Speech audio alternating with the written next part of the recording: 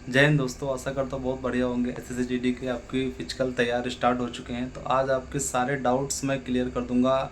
ऊंचा आहार सीआईएसएफ पे जो आपका एसएससीजीडी का हो रहा है फिजिकल और मेडिकल। देखिए, मैं डाउट्स में बहुत सारे क्वेश्चन लाया हूँ। मैं आपको डाउट्स में बता देता हूँ कि ट्रैक पर किलोमीटर लिखा है या नहीं, इस पे बारे में बात कर लेता हूँ। दूसरा है कि कितन 2.5 किलोमीटर जाना है और 2.5 किलोमीटर आना है, इस पे पहले मतलब फिजिकल से पहले हाइट चेस्ट नाप लेते हैं या नहीं, रनिंग कितने बजे स्टार्ट होती है और कितने बच्चे प्रेजेंट हो रहे हैं, फिजिकल में कितने पास हो रहे हैं, मेडिकल में कितने पास हो रहे हैं, मेडिकल पॉइंट से कैसे कैसे बचना है, इसके बारे में बता दूंगा मैं आपको।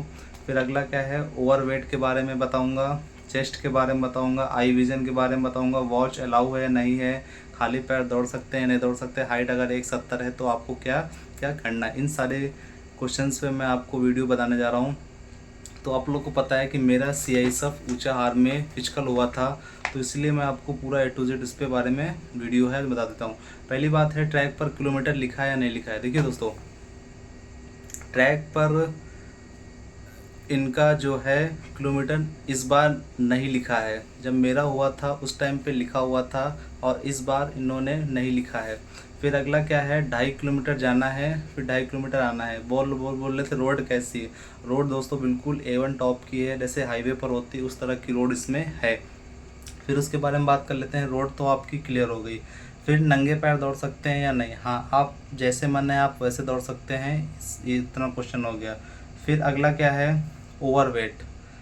ओवरवेट में आपका 3 किलो ओवरवेट नॉर्मल है, वो चल जाएगा। 3 से 4 किलो बहुत है। 8 से 9 किलो तो आपको रिमेडिकल मिलेगा, वरना तो आपको इतना में पास हो जाएगा। तो इतना डाउट क्लियर हो गया। फिर अगला है चेस्ट। चेस्ट कहाँ से नाप रहे हैं, हल्का यहाँ से इस जगह से आपका चेस्ट मापते हैं, क्योंकि यहाँ थोड़ा उठा हुआ भाग होता है, तो इस जगह से आपका चेस्ट को मापते हैं। इतना हो गया। आई विज़न तो मैंने आपको बता दिया है कौन कौन से है, इंग्लिश में पढ़वा रहे हैं, वीडियो भी बनाया, जाके वो देख सकते हैं पूरा। वॉच अलाउड है, हाँ वॉच अलाउड है, आप वो आराम से उसको पहन सकते हैं। खाली पैर बता दिया। हाइट जिसकी 170 है वो तो पास है। अगर 169.8 भी है तो आप थोड़े अगर आपके बड़े हैं तो किस्मत आपकी बहुत बढ़िया है, आप बॉल थोड़े से बड़े रख सकते हैं, तो वो उतना तक गैप कवर कर लेता है पॉइंटों में। अगर आपकी 169 है तो आप बाहर हो जाओगे, बहुत मुश्किल है आप पास कर दे। वो बिल्कुल हाइट आराम से नाप लेंगे, अगर वो थोड़ी सी कम है तो आप पास हो सकते हैं।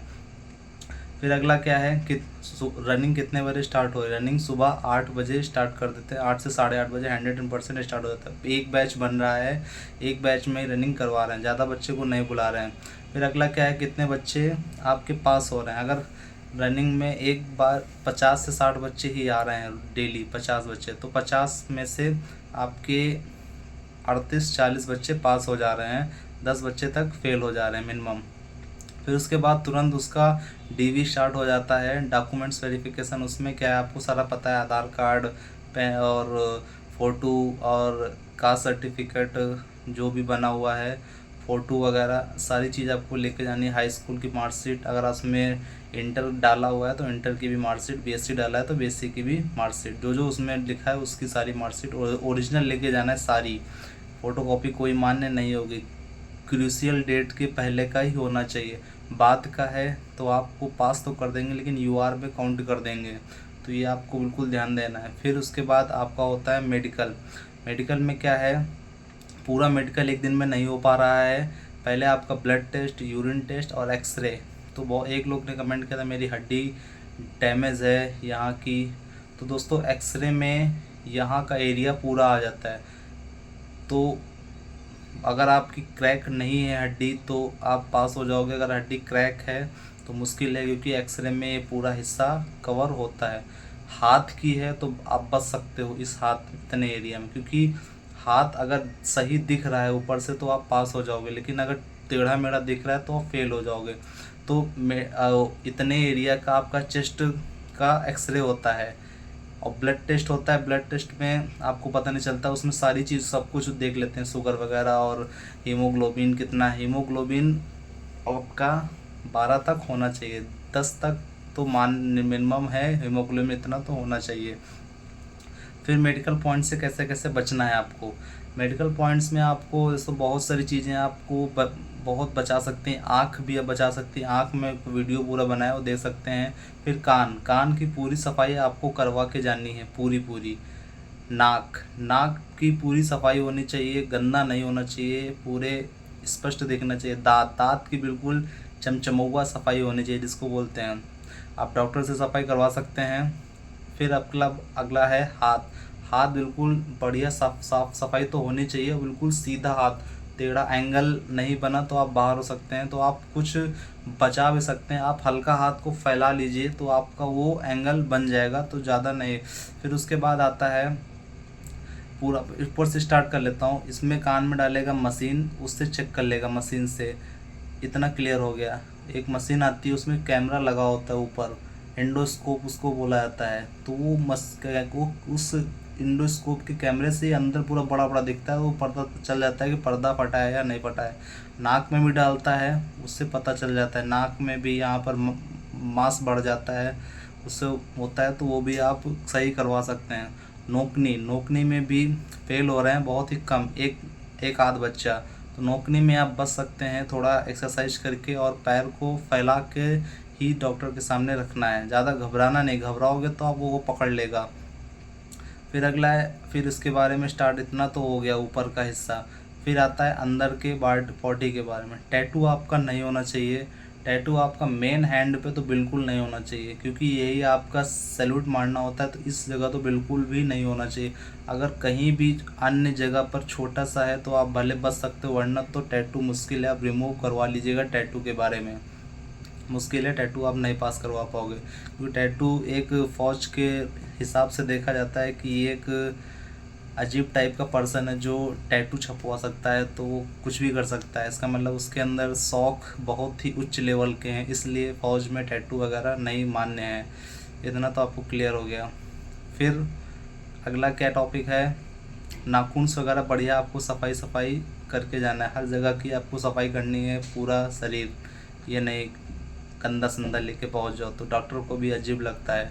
फिर आपके प्राइवेट पार्ट चेक कर लेगा, तो हाइड्रोसील वगैरह तो नहीं है, पाइल्स वगैरह तो नहीं है, तो इसमें आपको हंसना नहीं है। अगर आप हंसोगे तो वो डॉक्टर को अजीब फीलिंग होगी, क्योंकि वो अगर आप कहीं अध्यापक हैं, आपके सामने बच्चे हंस रहे हैं तो आपको बहुत गुस्सा आती है, तो उस टाइप में उसी तरह सेम पोजीशन उसके साथ भी होती है। तो आपको ऐसा बिल्कुल भी नहीं करना है, जैसे जैसा बोलते जाए वैसा वैसा आपको वहाँ पर करना है, हंसना बिल्कुल भी नहीं है।